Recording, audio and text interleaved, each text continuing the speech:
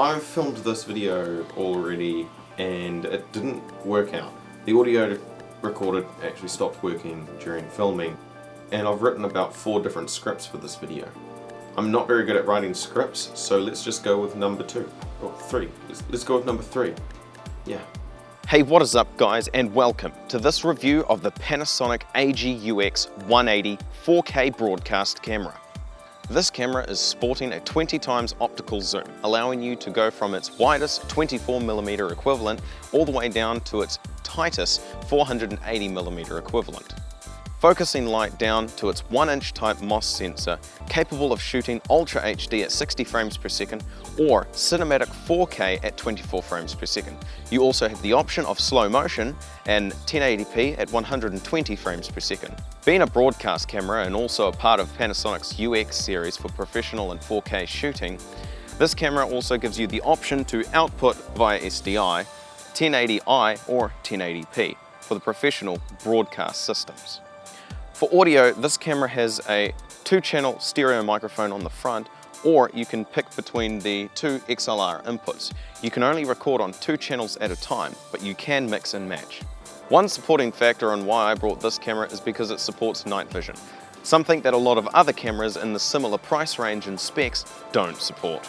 This camera does not have a very good screen for daytime shooting. It's very reflective, and the worst part of all, it's touchscreen. Now, I do not like cameras that have a touchscreen, but luckily this camera's got enough buttons that you don't need a touchscreen to go through all the menus and change what you need to change. Now that some of the main features are out of the way, excluding the fact that it's got HDMI 2.0 and supports dual recording on its SD cards, supporting up to 128 gigabytes each, we're going to move on to some footage that I've shot. In the bottom left-hand corner is going to be the resolution and frame rate which that footage was shot at. This video has been exported in Ultra HD 60 frames per second, so hopefully you're able to see it in its full glory. But first, let's have a look at the slow motion capabilities of this camera, where it can shoot 120 frames per second at 2.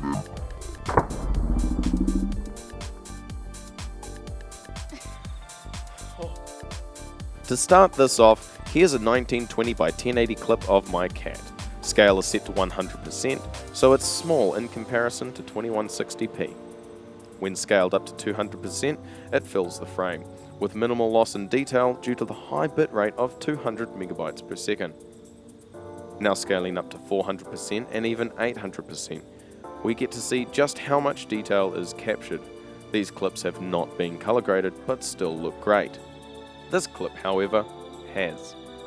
Still in 1080p, but it's able to hold its ground with vivid colors and sharp edges, giving it a very colorful sunset.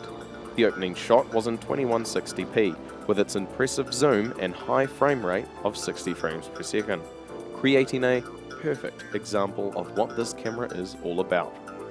Once in focus, the image is sharp and clear with great color depth, but that doesn't mean you can't color correct it. In order to get into DCI 4K mode, the camera must restart to ensure all settings are in place. A small but important step. This camera can record in MP4 and MOV file types. AVC HD is optional, but let's keep moving forward. The difference in file types doesn't change the quality at all. Both are just as detailed, even when scaled in at 400%. They keep a wide dynamic range of colors without tearing. Keeping it MP4, let's try out some night shots. Nighttime performance is not holding back. Able to capture clear night shots in Ultra HD is just as easy. For night shots, you have the option of adding gain to the image in camera. Here I've added -12 dB to brighten the image. Adding gain in camera also applies a denoiser live to your shot. If it's still too dark for you, you can switch to night vision mode, allowing to use an infrared light source to light your shoot. When in IR mode, the camera does go to full auto, but you still have focus, zoom, and some other minor controls. Back to day, using the macro function, you can literally follow an ant and a chicken. While not forgetting about the moon, this camera is a great, worthwhile buy for price to performance. I hope you have enjoyed this Dubcodes review, and I hope it has helped you decide on whether or not this camera is right for you. Don't forget to like, share, subscribe, and check us out on our social medias: Facebook, Twitter, Google+, Instagram, and Steam.